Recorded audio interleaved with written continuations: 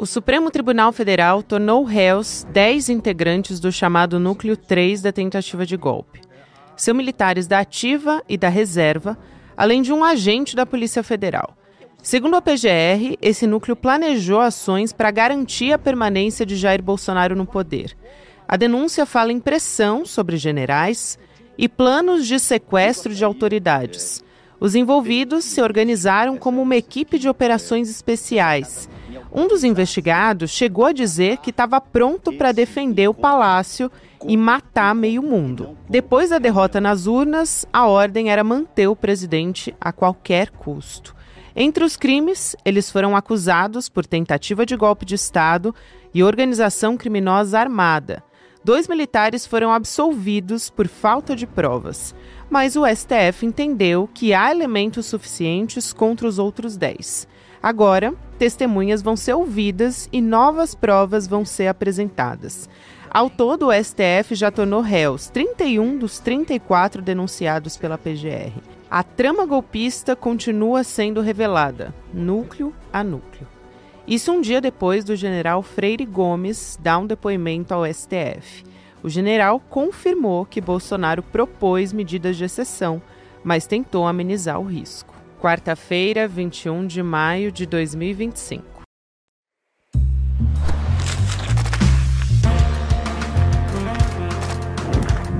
Sou a Gabriela Varela, esse é o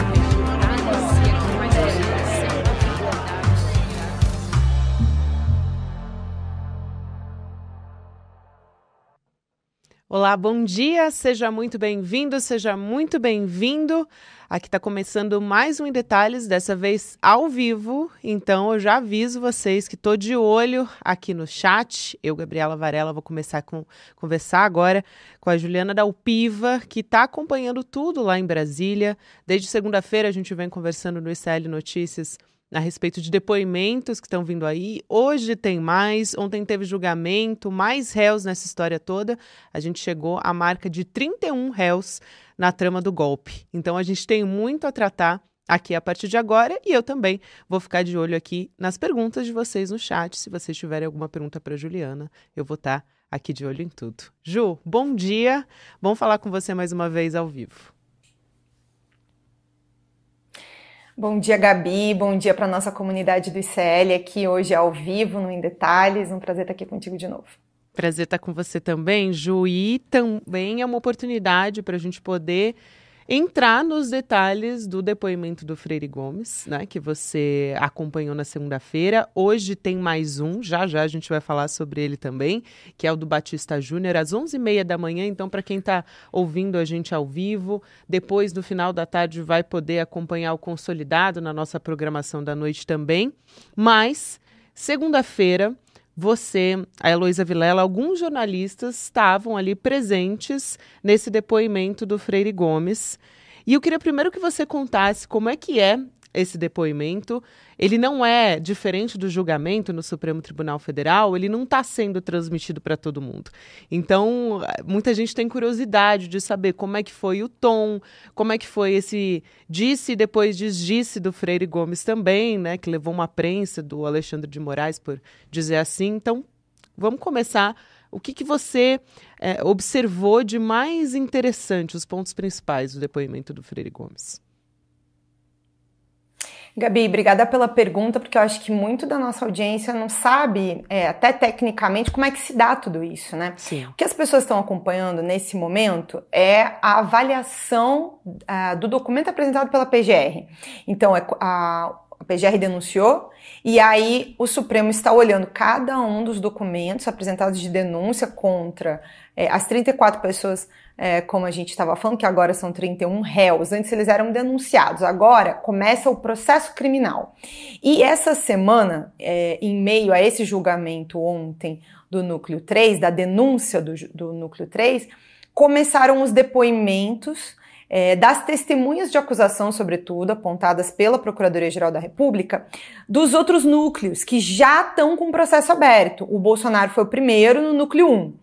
E aí, como você falou, o general Freire Gomes, ele foi pedido por várias defesas, né, o depoimento dele, porque é um dos depoimentos centrais para caracterizar, né, ele é uma das testemunhas das reuniões golpistas. Então, ele tinha um dos depoimentos mais importantes para a Procuradoria-Geral da República provar o que ela está falando, de que teve uma tentativa de golpe de Estado liderada pelo Bolsonaro e pelos militares e os aliados dele.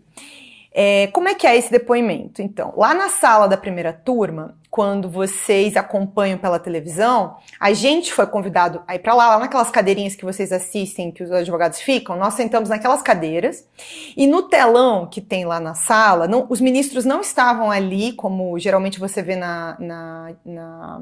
durante a transmissão, eles não ficaram ali na sala, cada um estava no seu gabinete, e nesse momento estava o ministro Alexandre de Moraes, o ministro Luiz Fux, a ministra Carmen e o ministro Zanin. O ministro Dino foi o único que não acompanhou, os outros 4 estavam lá, mas cada um no seu gabinete. Todo mundo entra num link de um aplicativo, né, que no caso ali era o Zoom, e aí a gente acompanhou pelo telão. Foi disponibilizada a imagem do telão pra gente, para nós assistirmos. Aí, nesse link entram cada um dos advogados que queriam formular perguntas e que estão relacionados àquela testemunha, no caso ao general. Por isso, em algum momento, Gabi, pela primeira vez desde dezembro, a gente conseguiu ver alguns segundos de imagem do general Braga Neto, por exemplo. Ele não é visto desde dezembro, né? Ele foi preso em dezembro, está preso no Rio de Janeiro, na Vila Militar em Deodoro, desde então. E aí ali uns 10, 15 segundos, não sei se chegou a dar 1 minuto, a gente conseguiu ver ele do lado do advogado. Os advogados dele estavam em 2 telinhas ali. Ele estava com um advogado lá no Rio e o Juca, que é o principal advogado dele, estava no escritório em São Paulo, numa outra imagem. Ele estava de terno, gravata, do lado do advogado, dava para ver ali o símbolo do exército atrás dele. Não deu para ver muito detalhe, porque é muito pequeno, né? Todo mundo já deve ter visto uma tela de Zoom de uma reunião com várias pessoas. Então é isso, são várias telinhas pequenas. A hora que começaram os depoimentos em si, aí focava no depoente. Além do general, mais 3 pessoas prestaram depoimento antes do general. O general foi o último, inclusive, que prestou depoimento na segunda-feira. Isso para dar um clima, tá? Então o general foi o último a falar. E aí ele já chegou tenso, assim, claramente tenso, Gabi. Ele nem tinha aberto a boca ainda para dizer, assim, qualquer coisa, porque a primeira pergunta que é feita, e ela é praxe pelo Procurador-Geral, que é quem começa. O primeiro que interroga é o Procurador-Geral da República, o Paulo Gonet. A primeira pergunta é sempre se eles se lembram do depoimento prestado na Polícia Federal e se eles confirmam o depoimento. Essa é uma pergunta que é praxe para todas as testemunhas. E aí, eu vou até contar um detalhe que a gente não conseguiu explorar no programa, que é assim, ele foi perguntado e aí o advogado dele falou antes, já dizendo assim, então, ministro, só uma parte aqui, o depoimento dele na Polícia Federal demorou 11 horas, então a gente já gostaria de dizer que se fosse ser tão longo assim, a gente gostaria de uma pausa. Quer dizer, ele não tinha nem falado, não tinha nem perspectiva de que aquilo demorasse 11 horas, e ele já estava lá dizendo, não, peraí, vamos fazer uma pausa. E tudo se deu em torno de todos os depoimentos, né? O dele, cerca de 2 horas, mas começou às 3 e foi até às 7 horas da noite, assim, pouco antes das 7, umas 15 para 7, eu acho. Então, assim, ninguém ficou ali muito mais do que isso, 2 horas. O dele foi o mais longo. E aí, Gabi, quando ele começa a falar, logo na primeira fala, isso ainda seguindo nessa história das 11 horas, o Gonet pergunta e aí ele responde, não, eu sei, foram 11 horas, mas aí ele fala alguma coisa assim, como eu me lembro, mesmo que às vezes pode ter ficado alguma coisa que ficou mal esclarecida, mas eu me lembro. Aí ele não fala já, eu confirmo, sabe? O procurador tem que perguntar de novo, sabe? Aí, mas o senhor confirma? Ele, não, sim. Assim, já reticente, sabe? E já dando umas gaguejadas, assim, sabe? Ele dá uma gaguejadinha, ele já fala assim, claramente se sentindo tenso, sabe? Assim, ele demonstrava essa tensão, o nervosismo, independente disso, de ser um general, né? Enfim, com uma longa história nas Forças Armadas Brasileiras, ele estava claramente nervoso. É muito bom isso, porque dá um pouco da tônica de como que vão ser esses depoimentos, né? Tem um dado momento ali que eu acho que vale a pena a gente explorar, claro, quais foram os pontos altos do depoimento do Freire Gomes. Mas eu queria que você explicasse por que ele foi confrontado pelo ministro Alexandre de Moraes. Porque tem um momento ali que o Alexandre de Moraes fala, olha, ou você falseou na Polícia Federal ou está falseando aqui nesse tribunal. Então, vai ter que falar a verdade. Ele foi confrontado muito diretamente pelo ministro, né, em depoimento, e também tem vários outros ali aspectos importantes da fala do Freire Gomes, a respeito de urna eleitoral, de como foram essas reuniões, enfim. Aí você vai poder destrinchar muito melhor do que eu, mas acho que o ponto principal que chamou a atenção de todo mundo e que foi parar nas manchetes foi a bronca, vamos dizer assim, que ele tomou do ministro, né? E essa bronca, Gabi, é num momento do depoimento em que, assim, o ministro foi conduzido de maneira muito sóbria, mas também tranquila, sabe? Ele interferiu muito pouco, mas muito precisamente para não deixar realmente aquilo virar bate-boca, longas discussões, perder tempo. Então, assim, quando ele interrompe e fala isso sobre falsear a verdade, e que o general já tinha falado um monte de, desculpa aqui a sinceridade, mas lorota. Porque aí ele tinha começado assim, o perfil do Paulo Gonet não é um perfil de confronto. Vocês já viram ele falar, então ele fala muito calmamente, ele tá muito tranquilo com base nas provas, ele vai apontando as questões, ele não vai entrar em bate-boca, né? Então ele foi perguntando, e aí quando chegou no momento em que tinha que discutir, relatar a questão das reuniões golpistas, né, desde a primeira, que eles são chamados, se não me engano, no dia 7, o general começa, ele já tinha ensaiado, Gabi, claramente ele tinha ensaiado o que ele ia dizer. E aí ele já começa falando, teve isso, mas foi um estudo, eram uns considerandos com base a Constituição. Então ele já estava dando um tom de dizer que não, né, não é bem assim. Lá pelas tantas ele também fala que ele não participou de reunião golpista, que ele já não lembrava, eu sei que saiu por aí que era o Felipe Martins, ele disse, né? Mas eu não conhecia, eu não posso dizer que era, tanto é que ficou lá no depoimento possivelmente, então eu não conhecia, só sei que era uma pessoa que tinha ido lá, que deixou o documento, que saiu. Claramente, assim, já tentando isentar, né, em função do que ele sabia que tinha sido reportado desde então. Mas que até então, né, vamos lá, o depoimento dele foi em março de 2024, nós estamos em maio de 2025. Passou mais de um ano, o general não foi lá pedir esclarecimento de nenhum trechinho do depoimento dele. Mas eu vou continuar aqui para chegar na bronca. E aí, ele primeiro falou tudo isso e o ministro não interrompeu. Ele foi falando essas histórias, que acredita quem quiser, né? Mas que não era o Felipe, não sabia. Quando entra para o detalhe mais crucial de como vai evoluindo a minuta golpista ao longo das reuniões, para ir ficando mais claro que se tentava realmente fazer uma minuta para usar as Forças Armadas para dar um golpe, e aí ele começa a ser questionado sobre isso, ele quer tirar a responsabilidade do Almir Garnier, do almirante, que liderava a Marinha, o comandante da Marinha na época, e aí ele começa a falar uma coisa assim, que ele não sabia o porquê que o almirante falou que ia ficar com o presidente. Tava com uma minuta golpista lá, prevendo prisão do Alexandre de Moraes, inclusive.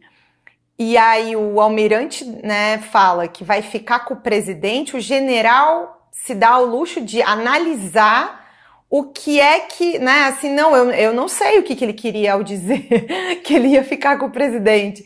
Ele tentou defender o almirante, na medida em que também não queria, claramente, acusar. Era isso, ele tentou o depoimento dele inteiro não acusar ninguém de nada. Relatar o que sabia sem acusar ninguém de nada, inclusive o próprio Bolsonaro. Em determinado momento mais adiante, ele chega a dizer, não, o presidente sofria pressões de todos os lados, eu ficava tentando evitar que ele sofresse outras pressões, como se o Bolsonaro fosse um brinquedinho na mão de várias pessoas e não alguém que estava ali justamente chamando seus comandantes para ir adiante, né? E aí também isso é um aspecto fundamental, Gabi. Nessa hora em que ele começa a relatar as reuniões, sem nem ser perguntado, ele já se adianta e diz, não, até saiu na imprensa que eu teria dado voz de prisão ao presidente, e eu quero dizer que isso não é verdade. Até saiu na imprensa, não. Ele estava ali acusando o brigadeiro Batista Júnior, que vai depor daqui a pouco, de estar mentindo, porque isso não foi criado pela imprensa. Isso veio de um depoimento do Batista Júnior, que prestou um depoimento, inclusive, antes dele.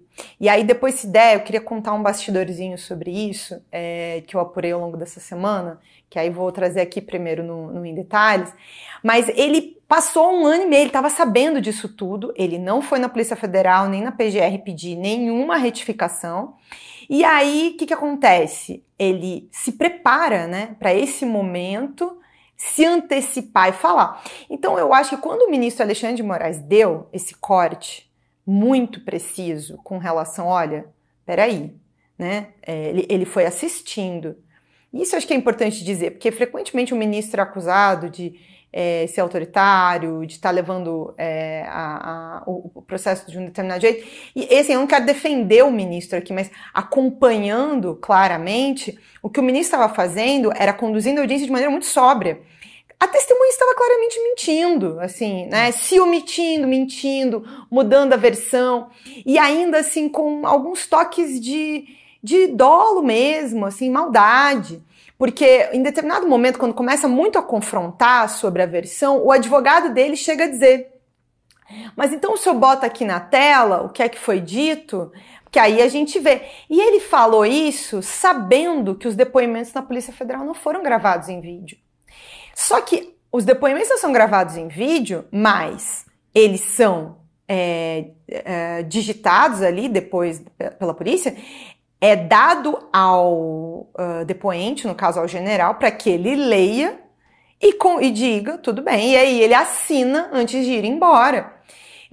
Então, não é como se ele não soubesse, antes de sair da Polícia Federal, o que é que estava escrito no depoimento dele. Então, quando o advogado vem com esse negócio de bota aí na tela, ele sabe que não tem vídeo. Então, me pareceu também toda uma cena, assim, sabe, programada para gerar esse tipo de situação. Para adiantar um pouco as confusões que devem se estender hoje com o depoimento do Batista Júnior, que está pressionado, né? Está super pressionado pelo que falou o general. É fundamental esse ponto que você traz, Ju, e por favor, vou querer ouvir, aliás, todos nós, todo mundo que está acompanhando também, quer ouvir esse bastidor que você apurou, mas esse ponto que você traz ali, que é um ponto de confronto de depoimentos, eu acho que isso vai se tornar ainda mais interessante à medida que a gente vai ouvindo todos os réus dessa história, ou as testemunhas, enfim, acusados, enfim. O ex-comandante da Aeronáutica é quem vai prestar esse depoimento agora de manhã, o Carlos de Almeida Batista Júnior, e ele tem justamente esse ponto de ligação com o Freire Gomes, que prestou depoimento na segunda-feira, né? Quando ele disse para a Polícia Federal, ele, Batista Júnior, disse para a Polícia Federal que o Freire Gomes ameaçou dar ordem de prisão a Bolsonaro se ele quisesse levar adiante a trama golpista. Só que o Freire Gomes, na segunda-feira, né, essa história já foi desmentida pelo Freire Gomes. Então, como é que o Batista Júnior vai seguir com essa história? Então, quero ouvir esse bastidor e quero ouvir um pouco sobre a expectativa também. Só trazer um comentário, porque como a gente está fazendo ao vivo, a gente acaba recebendo comentários aqui das pessoas que estão nos acompanhando pelo chat, né? Então, a Maria Tereza Lopes, obrigada por acompanhar aqui em detalhes, dizendo: o Freire Gomes negou ter ameaçado o presidente de prisão porque, ao não fazê-lo, configura uma grave omissão. Preferiu ser covarde do que ser acusado de omisso. Então, trazendo aqui a opinião da Maria Tereza, que está nos acompanhando, e vários outros comentários também falando sobre o depoimento do Freire Gomes. A expressão ali que rodou entre, enfim, algumas pessoas, entre a Polícia Federal, a PGR, enfim, com quem eu estava conversando, inclusive eu até trouxe no programa, né, para você, inclusive, que foi que afinou, né, o general afinou. Mas eu acho que é interessante trazer um bastidor da Polícia Federal, que era isso que eu estava falando antes.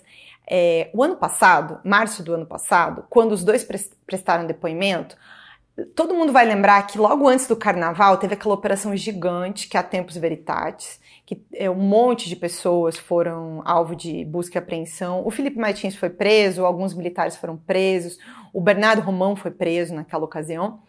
E aí, em março, logo depois dessa operação, eles são ouvidos. Eles tinham sido chamados para depor no mesmo dia, se eu não me engano. Só que o general estava viajando, estava na Espanha. A Polícia Federal até queria tentar ouvir ele lá na Espanha, mas aí ele deu uma enrolada aqui, para lá e para cá, e não deu o depoimento, disse: não, eu chego tal dia, pode ser tal dia. E aí ele depois, logo no dia seguinte... E o comandante da aeronáutica, o ex-comandante da aeronáutica, o brigadeiro, prestou depoimento, acho que 1 ou 2 dias antes. Esse é o ponto importante. O depoimento do brigadeiro foi antes. O Batista Júnior prestou depoimento 1 ou 2 dias antes do general.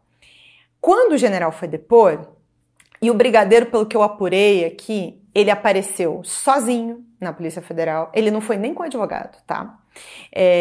Então, essa atitude fez com que os investigadores achassem, assim, né, curioso, corajoso, do ponto de vista dele, quase como não devo nada, né?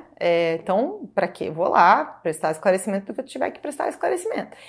E aí ele presta esse depoimento longo, que a gente já falou aqui um pouco aqui, sobre ter ido para as reuniões, sobre ter visto essa pressão, ter lido as 2 minutas diferentes, que tem a história de que o Bolsonaro mandou enxugar a minuta. Ele que relata que o Freire Gomes que não concordou, disse que não iria adiante com o plano do Bolsonaro, menciona essa questão, e aí é uma menção assim, a gente fica falando aqui voz de prisão, mas do jeito que ele falou seria como, presidente, se o senhor seguir com isso, o senhor pode, né, posso acabar tendo até que prender. É assim, bom, tô aqui relatando justamente como é que é a situação do general, não é como se ele fosse assim super duro e contundente, né? Então o que me foi dito é que ele relatou que existiu esse diálogo, e aí tudo isso foi parar lá no depoimento do Batista Júnior. Então, quando a Polícia Federal confronta o general para o depoimento dele, eles já tinham as informações do brigadeiro. E aí pareceu que o general, que já apareceu com o advogado, o general apareceu com o advogado. Ele se sentiu na obrigação de não mentir sobre tudo, não esconder tudo, não omitir. E aí confirmou vários trechos, né, sobre as reuniões, sobre ter visto a minuta, sobre ter dito que não concordou, afinal de contas, era isso, ou então também, aí ele admitiu que ele também participou do crime, e aí ele também ia ser indiciado. Então, se já tinha um depoimento, né, que apontava para o fato de que ele não tinha participado, me pareceu que naquele momento lá na Polícia Federal, ele embarcou. Aí, quando essa situação se coloca ali na frente da Polícia Federal, agora do Supremo, não mais da polícia, e até lá naquele momento da Polícia Federal não tinha vídeo, não foi gravado em vídeo, é até uma questão, né? Fiquei me perguntando, assim, por quê, né? Por que isso não foi gravado em vídeo? Teria sido tão importante que se tivesse esse depoimento em vídeo. Mas eu entendo as nuances também dessa problemática toda, né, envolvendo generais e tendo a achar que é por aí, sabe, sobre uma questão, até porque, apesar de não ter vídeo, eles receberam os depoimentos, tinham consciência e assinaram. Então, aí vai para essa situação agora. E outro bastidor aqui que eu ouvi a preparação para esse depoimento do Batista Júnior é que ele é descrito assim, sabe, Gabi, como mais contundente. Então, ele tá pressionado porque já sabe que o general falou que não existiu essa história de voz de prisão, e ele tá na situação de dizer, eu menti lá na Polícia Federal, e aí ele pode ser acusado de falso testemunho e tal, ou então de sustentar de mentir, Voltou, Ju, aqui. Acusar o colega no caso, o Batista Júnior, só para voltar aqui, porque não sei o quanto perdemos, só mas ele tá na situação de sustentar o depoimento dele, até para ele não ser acusado de falso testemunho, e até de virar réu em outros aspectos, né?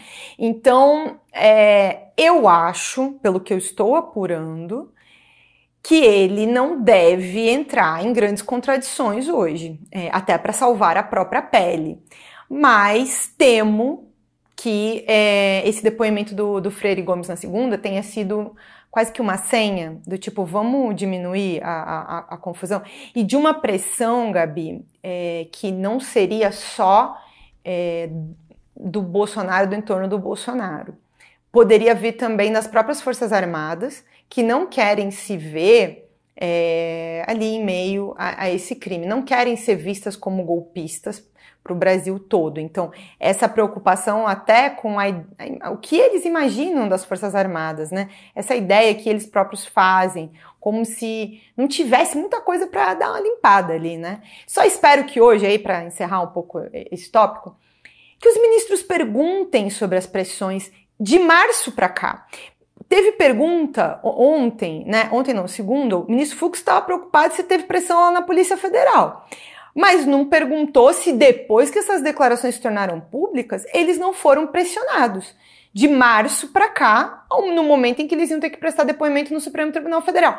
Que eu considero ser uma pergunta tão importante ou mais importante do que saber se teve alguma pressão lá na polícia. Sim. Porque é público desde então que eles estão acusando o ex-presidente da República de tentar um golpe de Estado.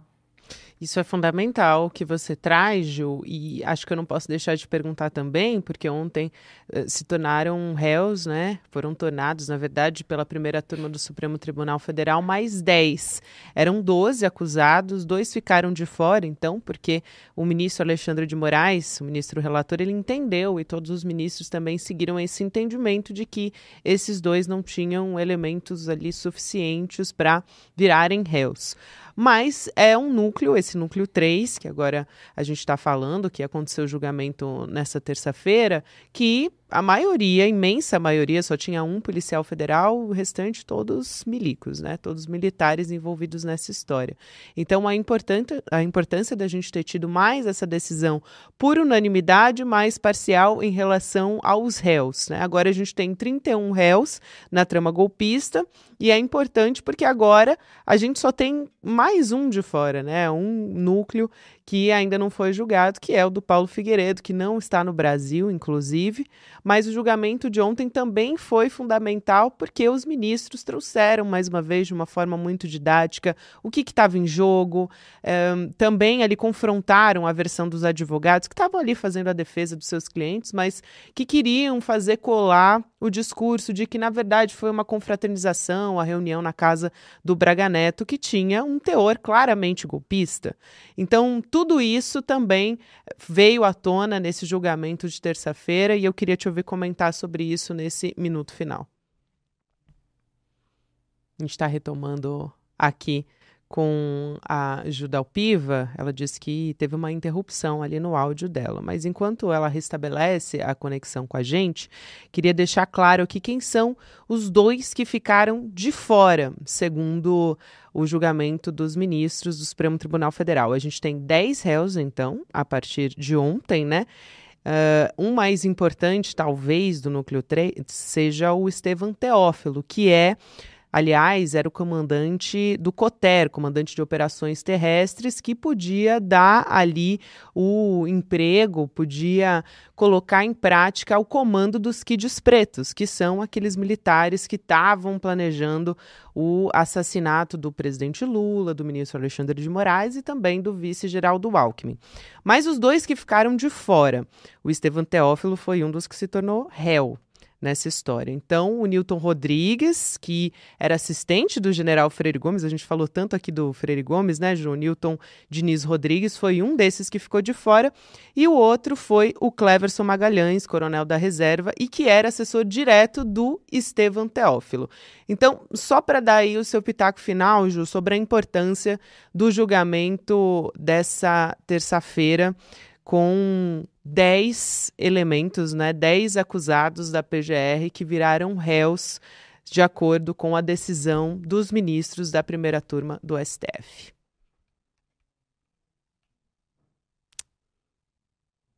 Aí temos a conexão da Juliana Dalpiva. Ainda não. Bom, gente, chegamos aí, então, a gente já está aqui chegando ao minuto final do Em Detalhes e conseguimos conversar com a Juliana sobre o Freire Gomes, que se conecta muito diretamente com um desses réus que viraram réus ontem, né, do julgamento do STF. Então, o Estevão Teófilo aqui, que eu elenquei talvez como o principal entre esses 10, mas a gente teve diversos militares e principalmente fazendo parte dos Quides Pretos que foram ali os acusados de planejar, né, que estão sendo agora, que já viraram réus agora, né, porque a gente está chamando de acusados conforme a PGR, mas agora a gente já teve um avanço nesse sentido. Ju, um minutinho, porque a gente teve essa trava aqui final da nossa conexão de internet, mas só para você dar o seu pitaco final sobre esse julgamento do Núcleo 3. O Núcleo 3, quando a gente for entrar para a questão do mérito, para a discussão de mérito da acusação, aí a gente vai falar mais tecnicamente sobre cada uma das provas desse grupo que envolve ali, o plano Punhal Verde e Amarelo, que é o episódio mais violento, mais problemático. E aí tá no núcleo 1 também, porque tem o general... núcleo 1 não, núcleo 2, se não me engano, que é o general Mário Fernandes. Esses dois são fundamentais para a acusação como um todo, né? Para a violência, para mostrar o quanto esse golpe era violento. Então, os Quides Pretos, que é como se convencionou chamar, né, como eles se chamam, que estão nesse núcleo e viraram réus ontem, são fundamentais para o caso como um todo. E é dali, por exemplo, esses dias atrás vieram à tona os áudios de um policial federal chamado Vladimir, inclusive que falava, né, sobre matar todo mundo. Então, isso vai ser amplamente explorado quando começarem aí os julgamentos do processo, porque até agora era a avaliação da denúncia. Então a gente vai ouvir muito mais detalhes sobre as provas daqui para frente, sabe, Gabi?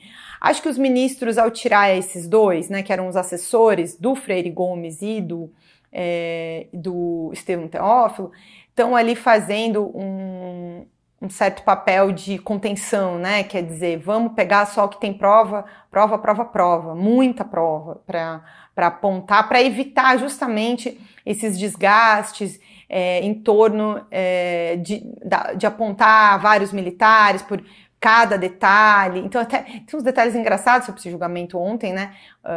Tava revendo aqui até pra gente comentar alguns. Só deixar um que me chamou muita atenção, que era um dos advogados lá que cobrava, não teve nenhum emoji, em tempo de internet não teve nenhum emoji de concordância. Que o general Estevão Teófilo foi pressionado, psicologicamente abalado na Polícia Federal. Gente, sabe, assim, embora os relatos de choro em depoimentos, eu mesma já vim contando, Cid chorou algumas vezes na Polícia Federal, né?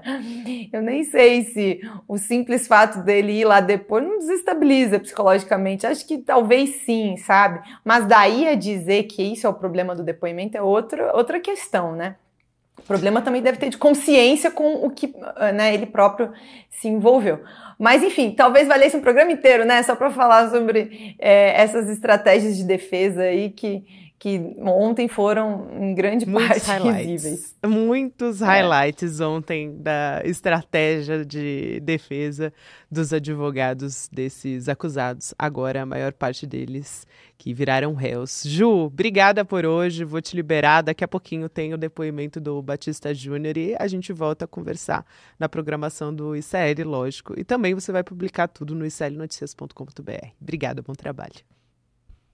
Obrigada, gente. Inclusive isso, tá? Como não tem vídeo, a gente não vai estar transmitindo o depoimento, mas vai ter tempo real no site do ICL, então acompanhem lá pelo site, a gente vai contando tudo conforme o depoimento evoluir. Isso aí. Fiquem de olho. Ju, até a próxima.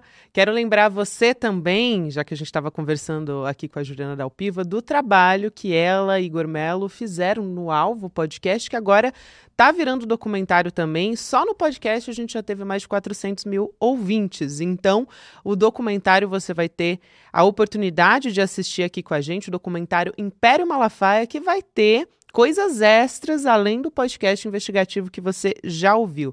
Dia 29 de maio, 8 horas da noite, anota aí na sua agenda, o Eduardo Moreira, a Juliana Dalpiva e o Igor Melo vão estar aqui no estúdio para, além de transmitir o documentário, vai ter também uma conversa exclusiva ao vivo. Se inscreve em detalhesicl.com.br rapidinho para poder acompanhar, receber o link da transmissão. Obrigada a você que me acompanhou aqui, excepcionalmente hoje ao vivo. Agora você fica com o Mercado Investimentos, na sequência Rolê ICL, e você pode nos ouvir todos os dias nas plataformas de áudio. Até amanhã. Talvez você não saiba, mas a figura do Malafaia carrega muitas contradições. A principal delas está na vida financeira dele. Os relógios Rolex, os carros importados, o jatinho e tantos outros detalhes mostram um típico milionário. Mas os documentos que eu reuni contam uma história bem diferente. A mágica que o pastor executa é a seguinte: borrar a linha que separa o que é dele e o que é da igreja. Você quer saber o quê? O que você quer saber? Como o Malafaia deu esse salto em direção à extrema-direita e como ele deixou de se portar como um homem de aparência simples para viver uma vida de milionário.